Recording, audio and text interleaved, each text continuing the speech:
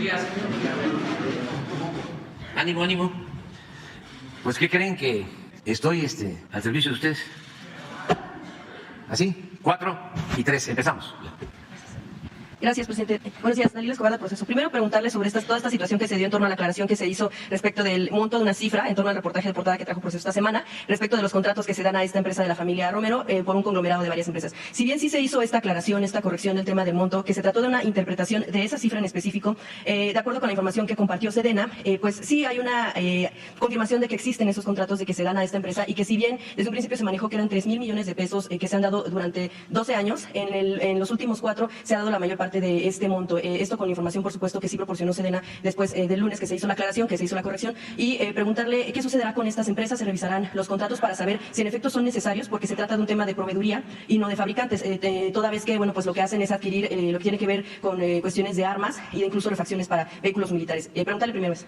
Bueno, dos cosas. Primero, de que no es ilegal el que haya proveedores en el gobierno. No existe ninguna ley que lo impida. Al contrario, la ley de obras públicas y muchas de las compras que hace el gobierno se hacen a través de proveedores. O sea, eso por un lado. Si hubiese alguna irregularidad, ¿sí?, un sobrepago, un sobreprecio, entonces existe la Secretaría de la Función Pública y se investiga.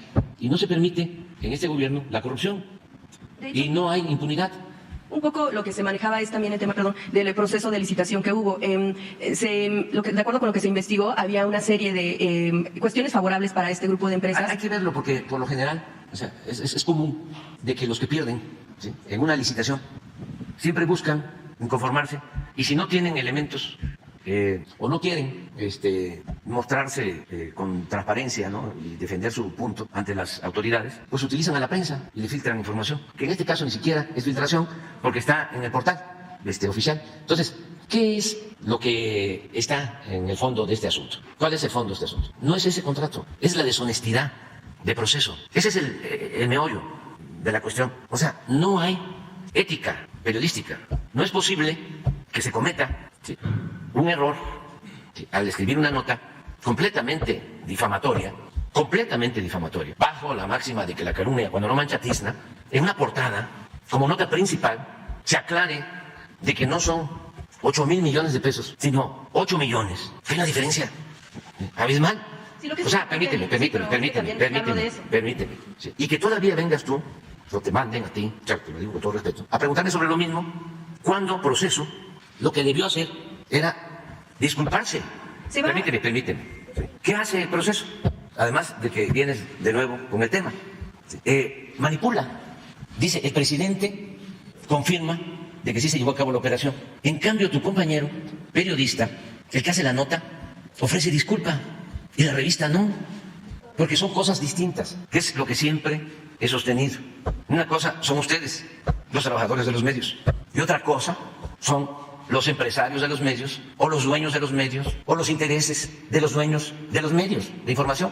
Entonces, voy de nuevo, como dirían los abogados, a leerte el artículo. O sea, ¿por qué no me pones lo que ayer se dio a conocer de cómo el periodista dice, él hace la nota?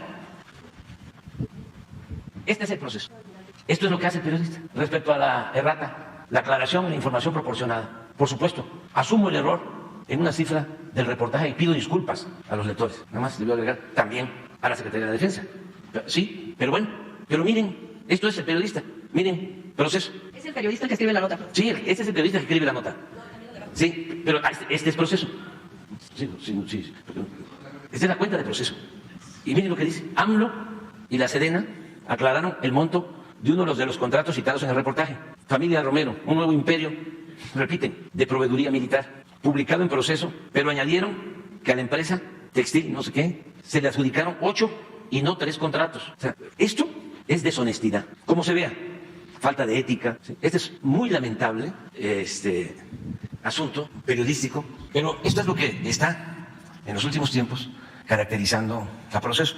Entonces, si tienen dudas sobre la adquisición, pues que se presente una denuncia. Presidente, ya nada más, o sea, sí para aclararle, el asunto es, por supuesto, la cuenta personal del reportero, pero es el mismo que hizo la nota con la información que dio la Sedena. La disculpa se ofrece en torno a la mala interpretación que se hizo de una cifra, pero eso no impacta en absolutamente nada. ¿Cómo no va a el tema, impactar? no, permítame, el tema que tiene que ver con el monto total que se manejó en el reportaje, que son 3,000 millones de pesos. Si bien es una interpretación que, por supuesto, muestra una diferencia abismal, no tuvo impacto, pues, en la conclusión como tal de lo que sucedió en el reportaje. Y se manejó también, sobre todo, por el tema de todos los manejos que ha tenido esta familia. De hecho, se está apuntando a la empresa y la Sedena, pues, provee este tipo de contratos, como lo podría hacer con cualquier otro participante en licitación. Pero incluso se habla también en esta información en torno al hecho de que esta empresa, pues, ha tenido relaciones con otras empresas que se han visto inmersas y que, se repite, se han tenido esos contratos desde anteriores sexenios, pero que están involucradas en temas, por ejemplo, como el Panama Papers. Era ese un poco el fondo de lo que tiene que ver con el tema de este tipo de empresas que, pues, se siguen beneficiando. Por ejemplo, no olvidar el tema también de Grupo México, no olvidar el Motengil y otro tipo de empresas que, bueno, pues se siguen beneficiando. Y precisamente hablando, presidente, del tema de Grupo México, hay otro asunto que ha preocupado en este caso a un sector de la población y tiene que ver con el tema del estatus de la recuperación de cuerpos de los mineros, esto en Pasta de Conchos. Por un lado, lo que ellos mencionan es que consideran que al terminar el sexenio, si bien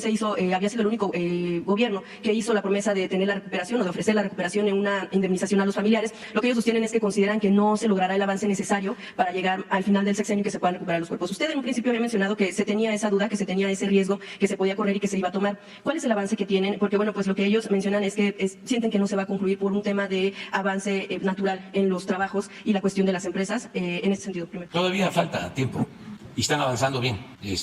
La empresa que está a cargo del rescate de los mineros de Pasta de Concho, y vamos a pedir un informe a la Secretaría del Trabajo.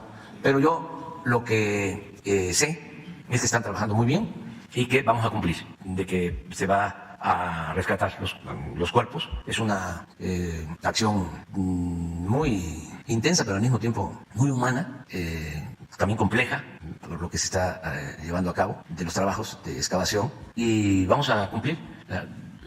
Todos los gobiernos anteriores habían omitido el sacar los cuerpos de los mineros. Nosotros lo que hemos hecho es que se pagaron todas las indemnizaciones, todas, a los familiares. Les vamos a informar sobre esto, porque si no, no se sabe nada. O es al estilo proceso, ¿no? Venir a decir aquí que no vamos a terminar y todavía nos falta 1 año 8 meses para que concluya el gobierno. Entonces hay que verlo en su conjunto. Siempre sostengo que no hay texto sin contexto. Entonces vamos a informar. Es más, hoy mismo le voy a pedir a la secretaria del Trabajo que informe en general y que se le dé el informe en particular a proceso, que lo haga junto con la Subsecretaría de Gobernación, Alejandro Encinas. Les voy a refrescar un poco la memoria, ¿no?, sobre este caso. Me reuní con los familiares de los trabajadores hace como 2 años y les dije, a ver, si hay consenso que se adquiere el terreno de la mina, varias hectáreas, hacemos un memorial, quedan ahí, se pagan las indemnizaciones y se hacen mejoras al pueblo, a todo el pueblo, pero póngase de acuerdo, ¿no? Entonces, no hubo consenso. La mayoría sí quería, porque decían algunos familiares, bueno, si voy a rescatar, ¿no?, a mi familiar y lo voy a llevar a un panteón, mejor lo dejo ahí, porque voy a poner en riesgo también a los trabajadores que van a hacer el trabajo de rescate, porque se habla de que hay gases abajo y que es una actividad riesgosa. Entonces yo soy partidario del memorial, pero otras familias dijeron, no, yo quiero los restos de mi hijo, de mi esposo, de mi padre. Entonces, como un 70-80% estuvieron por el memorial. Y creo que unas 10 familias, 15 no recuerdo, dijeron no. Entonces vinieron aquí de nuevo conmigo, porque además, sacar los cuerpos, después de un estudio que hicieron geólogos, un proyecto, tenía 3 elementos. Primero, el tiempo. Vamos a estar, nos va a llevar 3-4 años. Por eso comenzamos rápido y por eso sostengo de que vamos a lograr, porque iniciamos de inmediato. Pero primero era el tiempo. Segundo, los riesgos por lo que se vaya a encontrar abajo, y también el que no se pueda encontrar los cuerpos, que ese fue el argumento del gobierno de ese entonces y también del Grupo México, de que había habido una especie de explosión y que no se iba a encontrar nada. Y lo tercero, la inversión. No sé si 2,000 o 3,000 millones de pesos. Entonces, como dijimos que íbamos a atender a las familias, que no se había hecho nunca, cumplimos, o estamos cumpliendo. Ya la parte de la indemnización. Entonces, cuando termina la reunión, les digo, como no hay consenso, pues vámonos con lo que están pidiendo. Entonces, de todas maneras va a quedar el memorial, ¿sí? De todas formas. Entonces, estamos en eso. Me gustaría que se informara hoy. ¿Sí? Sobre la otra mina, lo mismo. Hoy informaron. ¿Por qué no pones lo que informó Protección Civil? Esta es la mina de Coahuila, de Sabín, la Pinabet. Y constantemente estábamos pendientes. Aquí está, este es el informe de hoy. Sí, 37.3 de avance. 1.136.566 metros cúbicos extraídos de material. 35 voladuras, una profundidad promedio se lleva de 20 a 30 metros. 5 reuniones informativas con familiares. Y aquí está el programa. Diciembre del 23, estamos pensando, el rescate. Sí, de acuerdo, pero está trabajando, es que es constante. Muy bien. Gracias, presidente. Finalmente, pues avala ya el plan B en el Congreso. Estas 4 leyes que faltaban, ya empezará a correr el plazo para quienes busquen pues meter controversias en el Poder Judicial. Por supuesto, mientras eso no suceda, pues entra en vigor. Preguntarle, pues precisamente cómo ve el panorama, si bien ya hay 2 que entraron de alguna manera a trámite en la Suprema Corte, las 2 primeras que se aprobaron de esta primera parte del plan B, ahora se aprueba la última parte. Y también, aprovechando que vamos a hablar del Poder Judicial, en algún momento usted había mencionado que es necesario que haya una reforma, en varios momentos hay una reforma al interior. Pero yo quiero preguntarle si usted consideraría que se debería de separar quien preside el Consejo de la Judicatura a quien preside la Suprema Corte de Justicia, que hasta este momento pues es la misma persona. Mire, yo diría que el que se aprueben iniciativas en el Poder Legislativo o que haya reformas a la Constitución, a las leyes y que se impugnen estas reformas, se acuda al Poder Judicial mediante recursos, controversias, pues todo eso es parte de la normalidad política, democrática y un verdadero Estado de Derecho, no como era antes, un estado de chueco o de cohecho. Entonces, ya se aprobó en el Senado esta reforma, se va a publicar y luego, como está anunciado, van a presentar una controversia para que se declare inconstitucional la ley. Eso corresponde al Poder Judicial, en particular a la Suprema Corte de Justicia. Entonces, no hay nada que sea extralegal. Eso es lo que debe de prevalecer siempre, que no existía, porque antes, siempre lo he estado diciendo, se respetaba la Constitución en la forma, pero se violaba en el fondo, desde la época de Porfirio Díaz hasta el sexenio pasado. Hay 3 poderes, pero en realidad el poder de los poderes era el Ejecutivo, era el presidente. Los otros 2 poderes eran apéndices del Ejecutivo. Cuando la Suprema Corte se oponía a una decisión del presidente, acuérdense cuando quisieron en el gobierno de Calderón que se investigara a fondo y se castigara a los responsables del incendio en la guardería ABC. Intervino Calderón, el secretario de Gobernación, hasta amenazaron al ministro Saldívar. Y al final no se aprobó la propuesta del ministro Saldívar. Estamos hablando de la pérdida de vidas, de niñas, de niños, un asunto lamentable completamente. Ahí estaba el ministro Cosío, que seguramente va a estar el domingo protestando. Corruptazo, conservador, hipócrita, como son la mayoría de ellos. Entonces ahora no. Y esto pues nos debe de llenar de orgullo, porque hay un verdadero Estado de Derecho.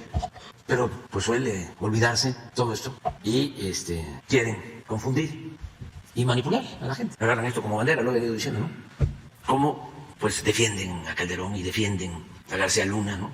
Para eso va a ser la manifestación en contra nuestra. No se pronuncian por lo de García Luna. Si acaso Calderón, y eso como un planteamiento ofensivo para la víctima, completamente, ¿no? La falta de respeto para la víctima. Es decir, lo hice, ordené que se usara toda la fuerza del Estado y lo volvería a hacer. Al estilo de Ordaz, yo soy responsable. Bueno, ¿y los muertos y los desaparecidos? Por una decisión así, completamente irresponsable, porque no había ni siquiera un diagnóstico, un programa, un plan, nada.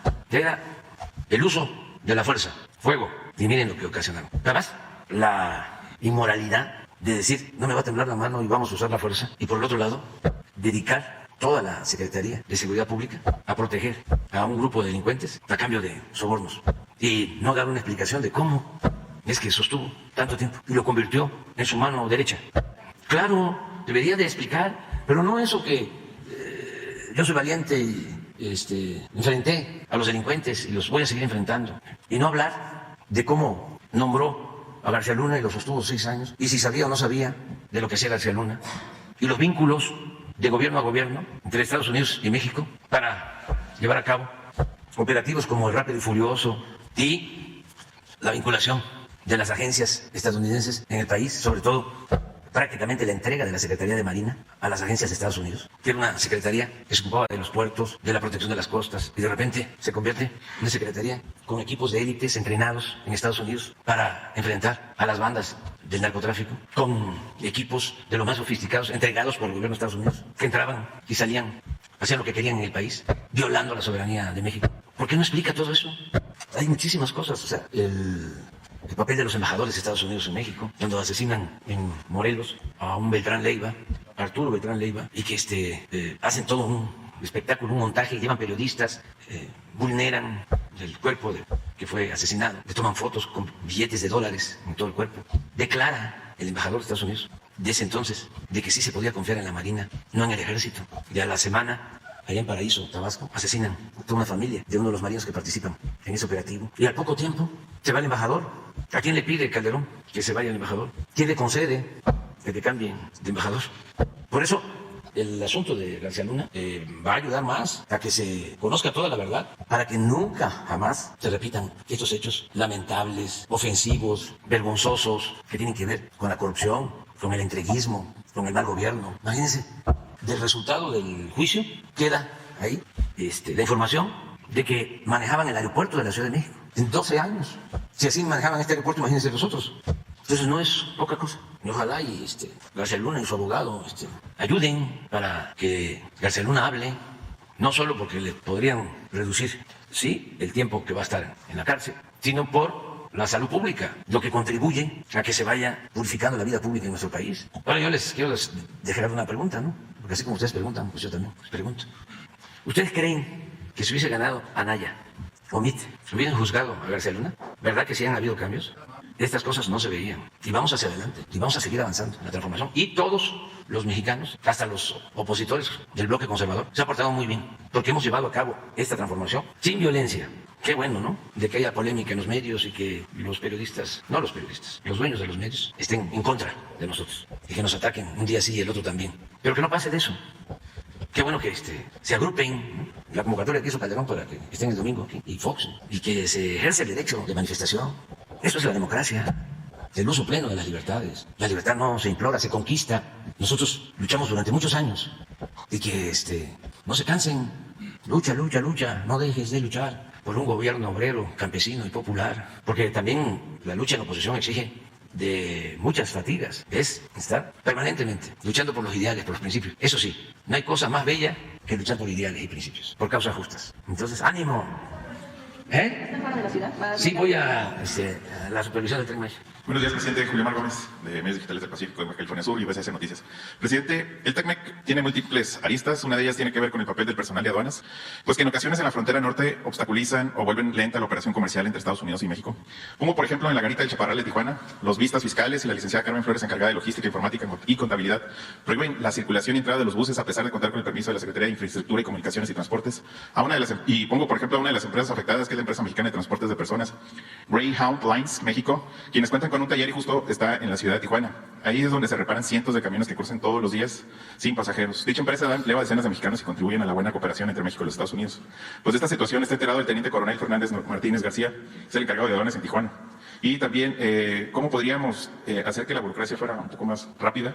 Y cómo puede don Rafael Marín Mollineo, titular de la Agencia Nacional de Aduanas de México, ver este problema? Y te traigo una hoja de cómo es pues la burocracia tan lenta y cómo pues no permiten la velocidad ahí en las aduanas, y que obviamente tiene mucho que ver la afectación ahí, presidente. Ojalá y se pudiera verlo. Sí, déjanos tu información y lo vemos con el director de aduanas, okay, para que se atienda. Muchas gracias. El propósito es que se simplifiquen las cosas, que se pueden hacer al mismo tiempo las tareas de evitar el contrabando, ¿no?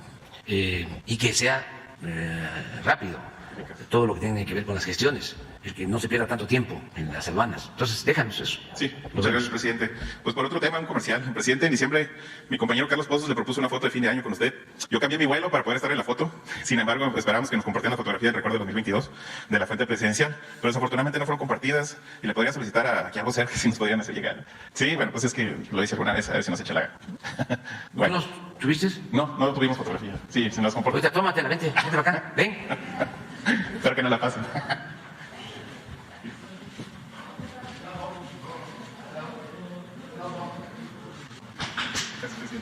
No lo esperaba.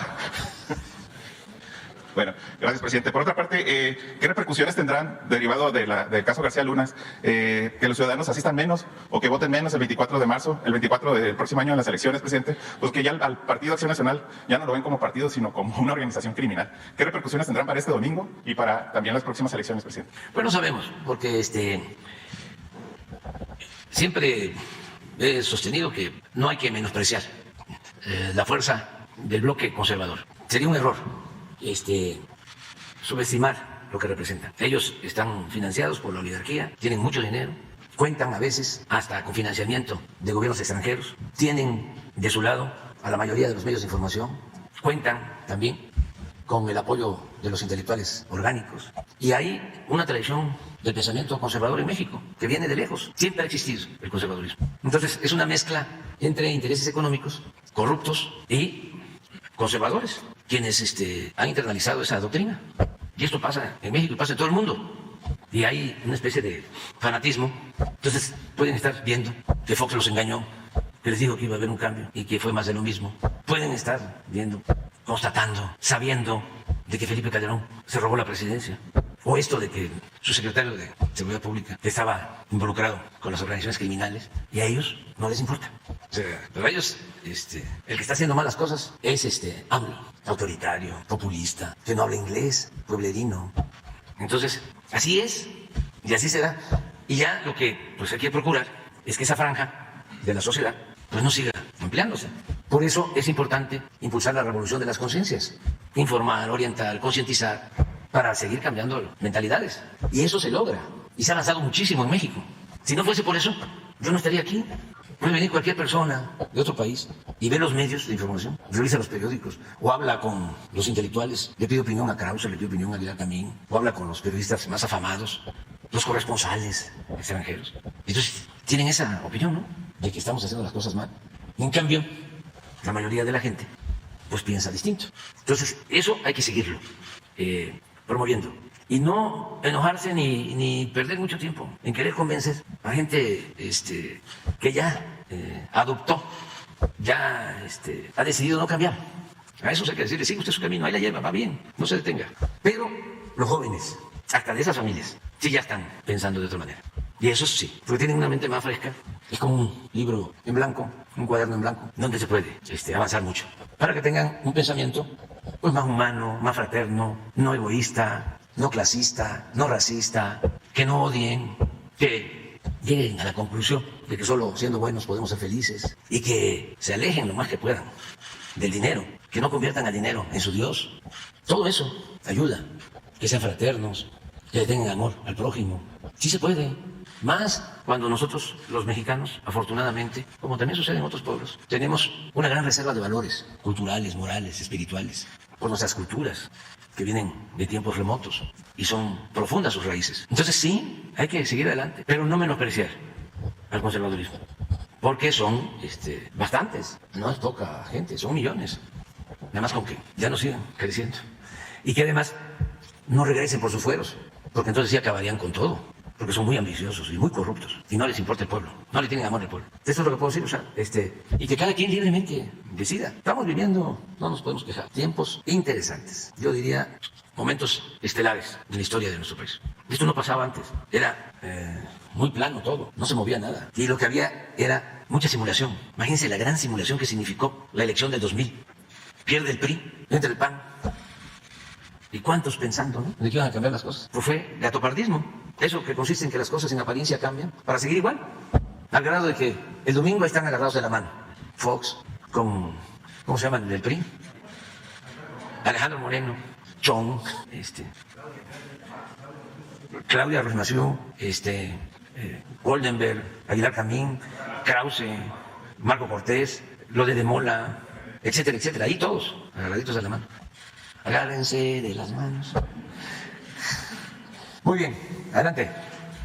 Presidente, muy buenos días. Rafael Ramírez del Sol de México y la Organización Editorial Mexicana. Preguntarle, el Tribunal Electoral del Poder Judicial de la Federación ordenó a los diputados que la quinteta para designar al presidente del INE, al próximo presidente del INE, la conformen solo mujeres para garantizar la alternancia de género. ¿Qué opinión le merece que la próxima presidenta del INE sea mujer, es decir, la sucesora de Lorenzo Córdoba? Pues está muy bien, muy bien. ¿Una mujer garantiza mejor la democracia? Sí, las mujeres suelen ser más honestas, más responsables, más justas que los hombres.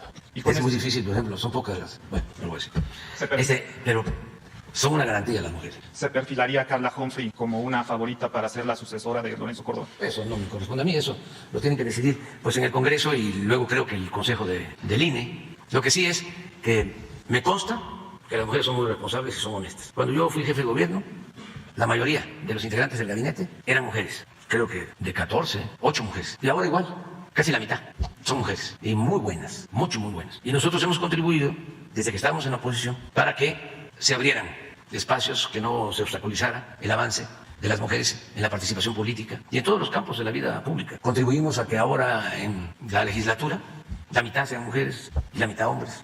Nosotros fuimos de los precursores de ese movimiento. Entonces, claro que sí, estamos totalmente de acuerdo en que se siga promoviendo la participación de la mujer, pero no solo por cuestiones de género, sino porque aportan mucho. Pero ¿cree que tenga que ser obligatorio que por ley sean mujeres? ¿No soslaya a los hombres pues, el derecho legítimo de cada persona? Pero cuando se habla de libertad y se habla de equidad de género, pues es buscar los equilibrios. Más que antes predominaban los hombres en todos los cargos. Todavía sigue sucediendo. Entonces, pues se debe de seguir promoviendo la participación de la mujer. A mí me da también mucho gusto porque no es solo la participación de la mujer en lo público. Hay que tomar en cuenta que la mayoría de la población de México son mujeres y que hay que luchar por la igualdad de la mujer en el campo, en las fábricas, en la escuela, en todo. A mí me da mucho gusto que, no sé si nos puedan enviar la información, si la tienen actualizada, sobre, Ariana, puede ser que tenga algo, de adultos mayores, de discapacidad, de becas. La mayoría de beneficiarios son mujeres, de los programas de bienestar. Hasta en el programa Sembrando Vida. Ya que menciona eso, hay feministas que señalan que se han quitado recursos para las mujeres para destinarlos a pues, las mega obras de su administración. ¿Eso Pues es cierto eso, ¿no? Es parte de la misma campaña de desinformación y de calumnias, ¿no? Al contrario, nada más para que se tenga una idea. Este año, como nunca en la historia, se están destinando 600,000 millones de pesos a programas de bienestar para 25 millones de hogares. Y la mayoría de eso va a mujeres. El otro día, este periódico conservador, Reforma, un boletín del conservadurismo, hablaba de que las pensiones de adultos mayores le quitaban recursos a otros programas. Pues no es cierto.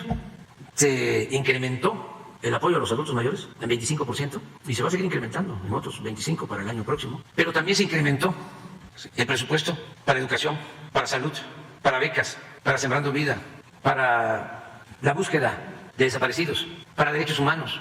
¿Por qué tenemos para incrementar el presupuesto? Porque ya no hay corrupción.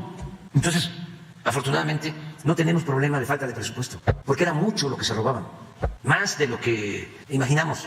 Nosotros que constantemente estábamos sosteniendo que el principal problema de México era la corrupción, cuando llegamos al gobierno y nos dimos cuenta, nos quedamos cortos. Mi caso, yo desde siempre, y ahí están mis libros de constancia, siempre hablé del tema y siempre dije, la fórmula para sacar a México del atraso es acabar con la corrupción y hacer un gobierno austero. Eso, nada más. Decía yo en campaña, ¿quieren que les diga cuál es el plan? Y que se los diga en lo que tardo parado en un solo pie, aún cuando no hablo de corrido, y me ponía así, acabar con la corrupción. Ese es el plan.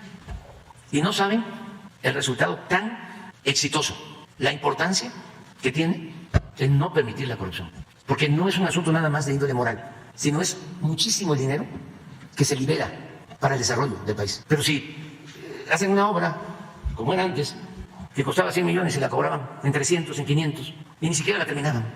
O si se robaban 80,000 barriles diarios de gasolinas, o si los banqueros y las grandes empresas no pagaban impuestos, porque eso es corrupción, pues entonces no alcanzaba el presupuesto más que para mantener una élite dorada de burócratas al servicio de los saqueadores. Pero si eso se termina, como lo hemos hecho, imagínense cuánto dinero, solo la cuenta de lo que nos ahorramos en términos económicos por no construir el aeropuerto en Texcoco. Hay constancias pues, de que iba a costar 300,000 millones, presupuesto estimado. Desde luego que si hubiese ganado otro candidato la presidencia, eso se hubiese convertido en un barril sin fondo, como sucedió con otras cosas. Pero bueno, vamos a aceptar 300,000 millones. Se tenía que cerrar el aeropuerto actual, agréguele, y el aeropuerto de Santa Lucía, porque así estaba en el plan. Lo iban a terminar en el 2025, así estaba en el plan. Como dijimos, es un acto de corrupción monumental, y si ganamos, no vamos a construir ese aeropuerto. Se apuraron ¿sí? Y contrataron empresas y dieron anticipos para que cuando llegáramos, como sucedió, ya estuviese comprometida una parte del presupuesto, 100,000 millones, porque pensando que así ya no íbamos a tener de otra más que seguirle, aun cuando ahí en Texcoco hay un hundimiento permanente del suelo, porque es fango, es la zona de más hundimiento de todo el Valle de México. O sea, escogieron el peor lugar, porque tampoco les interesaba hacer una buena obra. Lo que les interesaba era la tranza. Querían convertir el antiguo aeropuerto en una especie de Santa Fe. Ya tenían proyectada, como lo iban a cerrar, una avenida desde el aeropuerto actual hasta el nuevo aeropuerto, y de lado y lado tiendas departamentales o de servicios, comercios, zonas habitacionales, todo un desarrollo inmobiliario. Ese era el plan. Entonces, la gente, mediante una consulta, dice no, y nos salvó, porque pagamos los 100,000 millones, no le quedamos a deber a nadie, ni nos costó 75,000 millones el nuevo aeropuerto, que es de primera. Para 300 que tenían estimados, ¿cuánto nos ahorramos?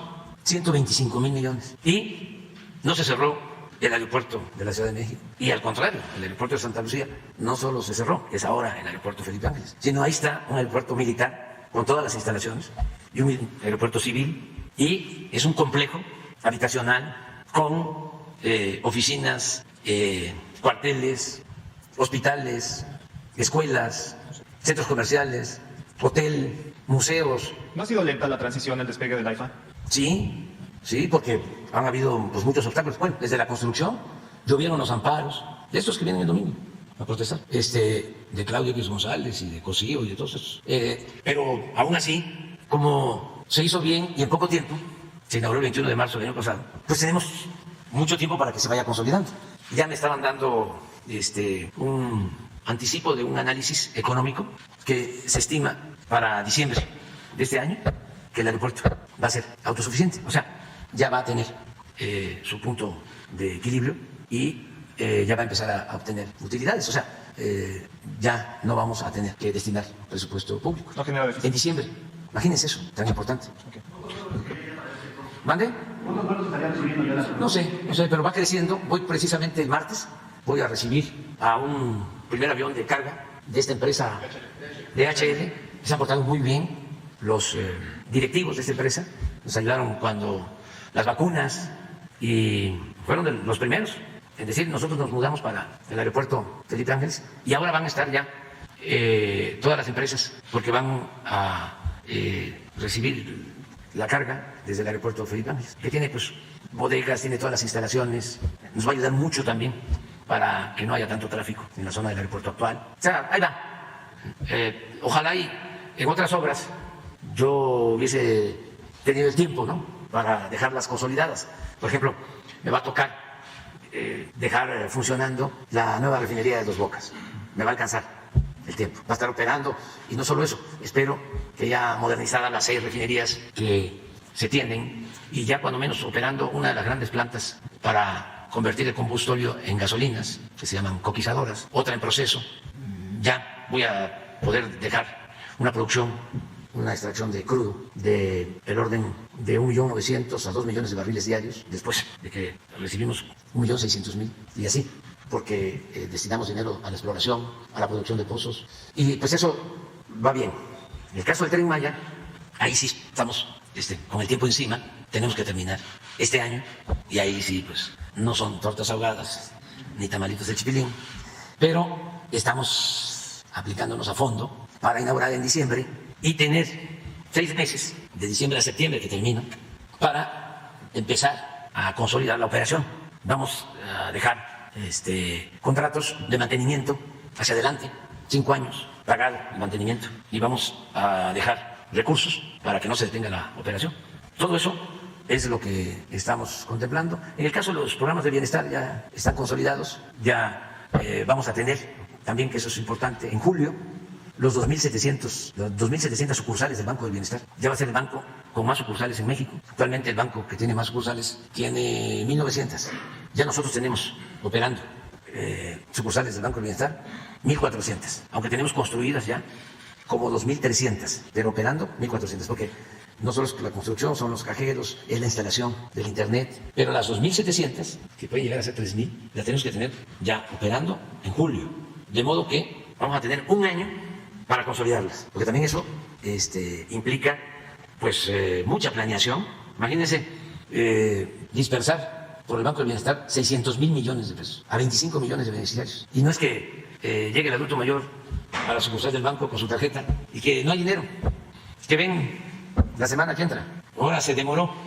No, Hacienda tiene que tener su calendario de disponibilidad de recursos para todos los programas de bienestar y entregar a la Tesorería de la Federación a tiempo, y la Tesorería de la Federación enviar al Banco del Bienestar y a las 2.700 sucursales. Es un promedio de 200 millones de pesos por sucursal. Y estamos hablando de sucursales en la sierra, en los lugares más apartados, porque el propósito es que la gente que recibe los beneficios no tenga que trasladarse hasta las ciudades o hasta donde hay sucursales bancarias. Entonces, sí vamos avanzando y vamos a poder terminar.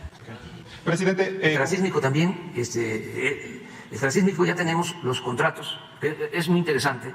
No sé si tienes un plano no solo del Tren Maya, sino sí. ya que habla de transísmico, presidente, bueno, pues la Secretaría de Marina ha dado a conocer a través de conferencias de prensa que ha tenido dificultades al avanzar en el convencimiento para la ruta, porque ya hay asentamientos, incluso hay problemas con el crimen organizado en el Sol de México. Documentamos lo dicho por la Secretaría de Marina en torno a esta dificultad que hay para poder avanzar en la ruta. Si nos podría explicar qué es lo que está sucediendo ahí. Pues es que esas vías estaban abandonadas. Es muy interesante que se sepa que con el modelo neoliberal o neoporfirista, todo se privatizó. Acabaron con los ferrocarriles de pasajeros. Estos que van a venir el domingo, te aplaudieron estas políticas entreguistas. Bueno, pero el sureste no les importaba ni siquiera para robar. No volteaban a ver el sureste ni para robar. Y así, de manera milagrosa, resulta que Cedillo concesiona todo lo que tenía que ver con ferrocarriles, pero de aquí hacia el norte, como 25,000 kilómetros de vías férreas. Todo lo que se había hecho desde Juárez, que fue el que inició el primer tren, el primer ferrocarril de México a Veracruz, que lo inauguró en 1973 el presidente Sebastián Lerdo de Tejada, la gran fiesta. El primer ferrocarril, que lo hizo el gobierno y luego lo privatizó y luego lo rescató, como un fobaproa, porque rescataron en el porfiriato todas las compañías ferrocarrileras extranjeras. Bueno, por eso hablo de neoporfirismo, porque lo que aplicaron del 83 hasta el 18 fue una copia de lo que hizo Porfirio Díaz, que entregó las minas, que entregó el petróleo, que entregó los ferrocarriles, que entregó las tierras, exactamente lo mismo, que esclavizó al pueblo. Bueno, de aquí para acá no les interesó. Lo único era esa puntita, Cancún. De aquí para acá, con excepción de Cancún, en todo el periodo neoliberal no hubo crecimiento económico. Fue menos cero de crecimiento. Entonces, no saben el gusto que me dio, la alegría que me produjo el enterarme de que esta línea de Coatzacoalcos a Salina Cruz no la habían concesionado. Ni esta de aquí, de Ixtepec a Tapachula. Pero tampoco la habían concesionado de Coatzacoalcos a Palenque. La habían dejado abandonado las líneas. Y tampoco de Palenque a Valladolid. El antiguo ferrocarril del sureste, que se había inaugurado en los años 50 del siglo pasado. Porque antes del ferrocarril no habían carreteras en el sureste. Todo era por barco. Eran los tiempos en que vivir cerca del mar era vivir cerca del mundo. Todo esto, cabotaje. Y los ríos eran como las grandes autopistas. Empezó la carretera después del ferrocarril para comunicar el sureste, que comenzó la carretera del sureste. Bueno, primero el ferrocarril con Miguel Alemán y luego don Adolfo Ruiz Cortines empezó la construcción de la carretera hacia el sureste. Y así se empezó, ¿no?, a comunicar por carretera. Entonces, ¿ahora qué estamos haciendo? Se está rehabilitando esta línea que la hicieron desde la época de Porfirio Díaz, esa línea de ferrocarril. En el Istmo la hizo Pearson, que era el contratista consentido de Porfirio Díaz, un inglés que también era el dueño de la compañía petrolera El Águila y fue el que construyó también el aeropuerto. El puerto de Coatzacoalcos y el de Veracruz, y también el de Salina Cruz, porque tenían desde Porfirio Díaz, desde antes, el proyecto de comunicar el Pacífico con el Atlántico, porque esta es la franja más angosta de nuestro territorio, son 300 kilómetros. Y en ese entonces, pues no hubo éxito, a pesar de que hicieron los puertos y el ferrocarril, porque Asia no tenía el desarrollo que tiene en la actualidad. Tan es así que ahora Manzanillo tiene más movimiento de contenedores que Veracruz, que siempre fue el puerto más importante de México. Pero en los últimos tiempos es Manzanillo, por Asia. Los puertos del Pacífico, en los últimos años, en las últimas décadas, crecieron mucho. Entonces, nosotros, ¿qué estamos haciendo? Bueno, aquí está ya, qué bien. Este es el primer plan, hasta Palenque. Es el rescate de esta línea. Estamos hablando como de 500 kilómetros. Aquí son como 250, como 400 para acá. Son como 1,200 kilómetros. De Palenque, Coatzacoalcos, Salina Cruz, Ixtepec, Tapachula. Entonces estamos ya rehabilitando esta línea. Y ya estamos por iniciar esta, para rehabilitarla. Entonces, ¿por qué hay el problema que tú mencionas? Porque como se abandonó, se invadieron los derechos de vía del ferrocarril. Mucha gente construyó a la orilla del ferrocarril. Hay tramos en donde no hay problema, pero hay otros en donde sí. Y hay que ir hablando con la gente y dándoles opciones. Oaxaca se denuncia que los marinos están abriendo paso a golpes. No. Aquí lo que pasa, este tramo, aquí se ha avanzado, pero aquí había un grupo, en esta zona, por Sayula, había un grupo de esos que dominaban de la delincuencia y que obligaban a las empresas a que tenían que comprarles a ellos los materiales. Un poco como el grupo que estaba en el aeropuerto de Texcoco, que compraba los cerros y que obligaban a que les compraran a ellos el material, pero además tenían los camiones. Mafias. A imagen y semejanza de la mafia que dominaba en todo el país. O sea, sí, como los guachicoleros, pequeños, medianos, existían los guachicoleros de dimensión nacional. Entonces, ¿qué es lo que se está haciendo?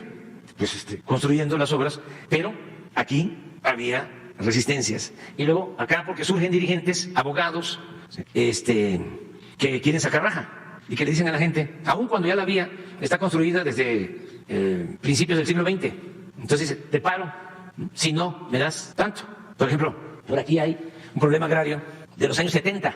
Entonces nos dicen, nos despojaron o la tierra nuestra se la entregaron a otros, no te dejamos pasar si no nos pagas las tierras. Entonces todo eso lo estamos enfrentando y les quiero decir que cuando se trata de campesinos, de gente humilde, hacemos todo por ellos, todo. O sea, por ejemplo, aquí en Tehuantepec, aquí estamos dándole terrenos y construyéndole sus viviendas a un grupo cerca de Salina Cruz. Hicimos un terreno y se están haciendo viviendas. Hemos construido muchísimas viviendas para la gente, que por necesidad también, muchos por necesidad, se fueron asentando cerca de las vías del ferrocarril y a veces adentro. Y así estamos resolviendo. Claro, hay pues líderes corruptos que dicen, no, vamos a invadir la vía porque ya que saben que se va a llevar a cabo la obra de rehabilitación y vamos a pedir que nos paguen. Afortunadamente la gente se ha portado muy bien en todos lados y son muy pocos los casos que se dan sobre esto. Acá lo mismo, pero aquí lo que encontramos fueron los intereses de otro tipo, los pseudoambientalistas, los que tenían los grandes negocios. Aquí estaba, por ejemplo, aquí está Tulum, aquí estaba esta empresa, se llama Calica. Esos tenían un banco, tienen como 13,000 hectáreas, un banco de materiales. Fíjense dónde, en la zona turística más bella de México y de las zonas turísticas más bellas del mundo. Un banco de materiales, destruyendo todo. Y se llevan el material, o se lo llevaban a Estados Unidos, para usarlo en las carreteras. Entonces, esto se detuvo. Luego, los de Escalech hicieron por acá, sí, por Valladolid, aquí, toda una ciudad por abajo, con templos abajo, aprovechando los ríos subterráneos. Les dieron permiso. No hubo en ese tiempo ni un solo ambientalista, ni un solo amparo, ni una sola protesta. Bueno, también así que ustedes ni lo saben de que hay una ciudad aquí abajo, cerca de Valladolid. Un centro recreativo aquí. No lo saben.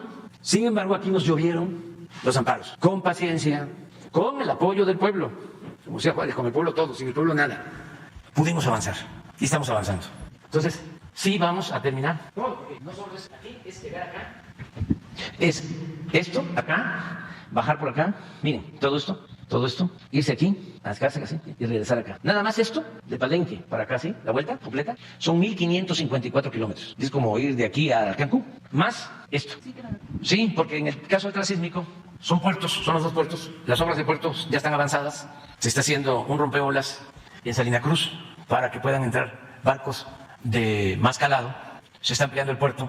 También les explico que no solo son los dos puertos, más Puerto Chiapas, que está por acá, que se va a desasolvar, se está modernizando, también, las vías del ferrocarril. Y aquí, en este corredor, ya tenemos un poco más de 3,000 hectáreas. Son 10 parques industriales. Es una cortina de desarrollo para que haya empleos y que todos los que tienen necesidad de trabajo puedan aquí ocuparse. Quienes van a invertir en los parques industriales van a tener beneficios fiscales, no van a pagar impuestos sobre la renta, vamos a bajar el IVA.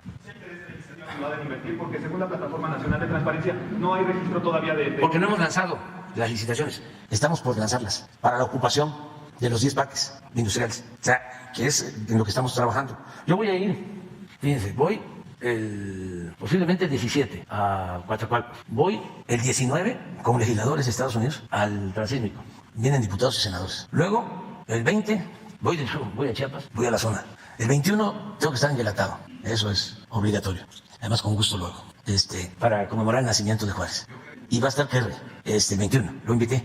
Pero vamos a estar en Guelatao, pero en la tarde vamos de nuevo al Istmo. Se está rehabilitando la refinería de Minatitlán.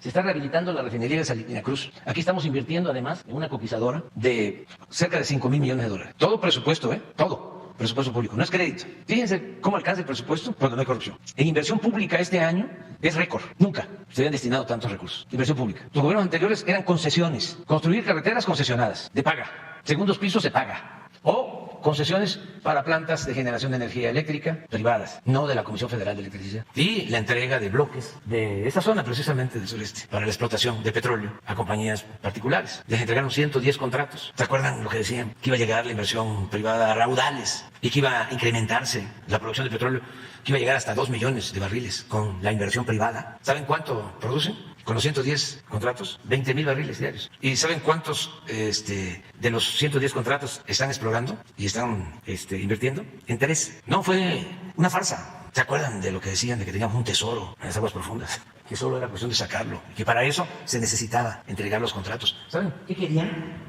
¿Por qué digo que el pueblo de México es mucha pieza? Porque los dejó ya cuando estaban a punto de acabar con el país. Dijo el pueblo, basta. Y es como los ladrones, ¿no? Que entran a un banco y están saqueando las bóvedas, ¿no? Metiendo el dinero apurados en un costal, un saco. Y entonces suena la alarma, ¿no? Y salen corriendo y van dejando tirado todo. Así fue. Sonó la alarma. Y con lo que nos dejaron, con eso, les explicaba yo de cómo no concesionaron esto. Porque todo lo demás lo concesionó Zedillo a 2 empresas extranjeras. Y todavía tuvo el cinismo de irse a trabajar, después de que les concesionó las líneas férreas, de irse a trabajar de asesor de una de esas empresas. Bueno, ¿qué creen que querían? No solo los 110, ya estaban a punto de entregar esto. La zona turística, la iban a concesionar, todo esto. Estaban por convocar, le llamaban rondas, y ya no les dio tiempo. Entonces, ahora, fíjense lo que se ha logrado. No, todos estos estados tienen crecimiento económico. El año pasado, Tabasco fue el estado con más crecimiento económico en el país. Eso no se había visto en 40 años. Y lo mismo Chiapas, y lo mismo Campeche, y lo mismo Yucatán, y Veracruz y Oaxaca. Porque estaba así. El norte creció en el periodo neoliberal 4%, el centro 2%, el sur-sureste 0. Entonces por eso el promedio de crecimiento era 2 nacional, pero no era horizontal. Ahora es parejo. Sigue creciendo el norte, va a seguir creciendo el centro y va a crecer el sur-sureste. También, ¿qué otra cosa remediamos? Aquí teníamos el campo más importante de México, el campo petrolero, Cantarell, de los más importantes del mundo. Este campo nos llegó a dar 2 millones de barriles diarios de petróleo. Bueno, se lo acabaron. Por eso, del 2004, con Fox, se llegó a una producción de petróleo, una extracción de petróleo de 3.400.000 barriles diarios. 3.400.000 barriles diarios. ¿Por qué? Porque con Zedillo, estaba Layuz, el director de Pemex, decidieron intervenir los pozos petroleros y cuando iban perdiendo potencia natural, les inyectaron nitrógeno a los pozos para sacar más. Entonces eso lo hacen con Zedillo, Fox se beneficia y llega a 3.400.000 barriles. Pero a partir de ahí, ya en el 2005, ya no son 2.300.000, son 2.200.000, digo 3.200.000. Y en el 2006, 3 millones. Y empieza la caída hasta 15 años consecutivos, hasta que llegamos nosotros, que ya era 1.600.000. Este campo, que como les dije, aportaba 2 millones de barriles, ahora aporta 150.000 barriles. Entonces imagínense lo que tuvimos que hacer para sustituir la extracción que daba Cantarell. ¿Qué hicimos? Empezamos a explorar aquí, en tierra. Porque todo el periodo neoliberal, como no les interesaba extraer petróleo, aunque parezca increíble, lo que les interesaban eran los contratos. En vez de invertir aquí, en donde está el petróleo, se fueron a invertir allá, a dar los contratos allá. Pemex destinó durante el periodo neoliberal la mitad de su presupuesto al norte, Chicontepec, a las aguas profundas. Si se extrae petróleo de Chicontepec, que además no es mucha la producción, cuesta $20 extraer un barril. Acá estamos sacando ya petróleo en tierra, $6 barril. Entonces cambiamos completamente la estrategia. Se explora aquí, tenemos la suerte, porque como decía Maquiavelo, la política, la buena política es virtud y fortuna, virtud y suerte. Y la suerte es importantísima. Y encontramos yacimientos. Tenemos ahora más reservas de petróleo que cuando llegamos. Nada más que nos propusimos no pasar de 2 millones de barriles, solo lo que requiere nuestro país para sus refinerías y para producir las gasolinas en México, porque vamos a ser autosuficientes. Bueno, ¿qué logramos?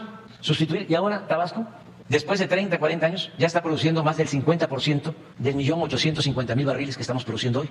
1.850.000. Entonces espero que para el año próximo ya estemos como en 2000. Íbamos así, ya lo levantamos. Entonces todo esto es muy importante que se conozca. Y los que dicen, bueno, ¿y por qué tanta inversión pública en el sureste? Bueno, primero porque ahí están los recursos naturales. Segundo, porque es donde hay más pobreza. ¿Dónde estamos destinando más recursos? A Guerrero, a Oaxaca, a Chiapas. Se los puedo probar con los programas de bienestar. Porque son los más pobres, son los más necesitados. Y estamos llevando a la práctica que por el bien de todos, primero los pobres. Bueno, pero no solo eso. Cuando hablamos de Cantarell, que no dejaron nada en Campeche, más que abandono, después de que todo lo sacaron de petróleo, por décadas, ¿saben que toda la ganancia del petróleo iba al presupuesto nacional? Durante 30 años, los ingresos petroleros significaban el 40% del presupuesto nacional. 30 años, 40% del presupuesto. Pues el presupuesto se integraba con recursos provenientes del petróleo. Y ese presupuesto no regresaba. Ese presupuesto se utilizaba para todo el país. Entonces era una gran injusticia de que no se atendiera el sur-sureste. Además, con todo el potencial que tiene. Porque no solo son los recursos naturales. En el sureste es el 70% del agua del país, 70% del agua. Son los ríos más grandes de México. Ahí está el Usumacinta, ahí está el Grijalba, ahí está el Papalhuapan, el río Coatzacoalcos, el río Candelaria, los grandes ríos. Bueno, pero es también el petróleo y es el gas. Ah, y las reservas naturales más importantes. Aquí tenemos, y ya vamos a configurar la reserva de Calakmul, que se va a ampliar con más de 500,000 hectáreas y va a ser la segunda reserva más importante de América, después del Amazonas. ¿Y qué más tenemos? Lo que no hay en otras partes del mundo. Lo que no hay en otras partes del mundo, la riqueza arqueológica. Esta es la gran nación maya. No hay en el mundo. O sea, una ciudad antigua como Palenque, del siglo VI y VII de nuestra era, en la época de su esplendor. No tienen. Calakmul, siglo III antes de nuestra era. Tulum, Chichén Itzá, Uxmal, Esná. Así que como se dice coloquialmente en los pueblos del sureste, ¿en dónde lo vas a agarrar?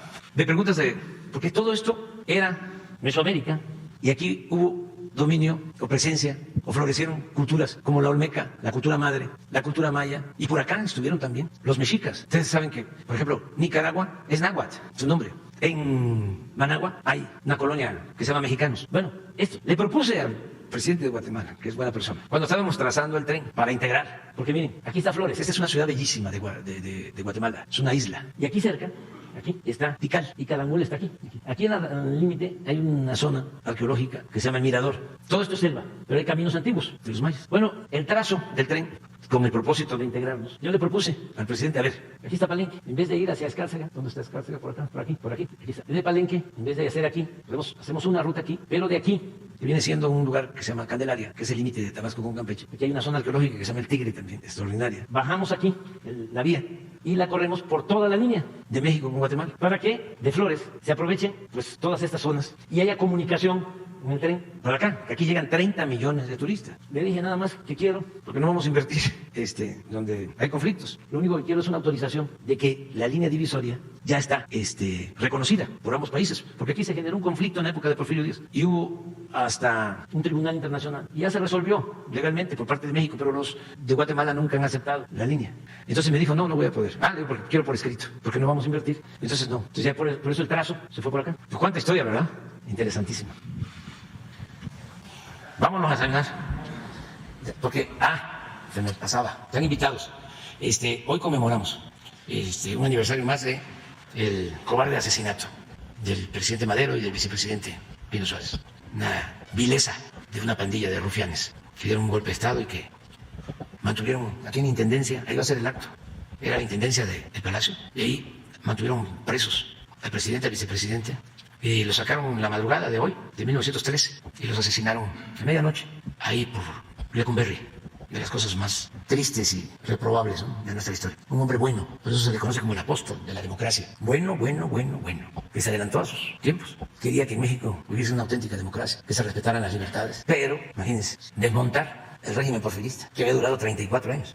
Y por eso tenemos que tener paciencia, porque el neoporfirismo duró 36 años, desde 1983 hasta el 2018, y caló profundo para acabar con el porfiriato, y eso no en todo. Se tuvo que recurrir a las armas, y un gran sacrificio, 1 millón de vidas perdidas por la violencia, por pandemias, por el hambre, y se avanzó después de la revolución en lo social, en lo político no tanto. Siempre repito de que se fue don Porfirio, pero se quedó doña Porfiria.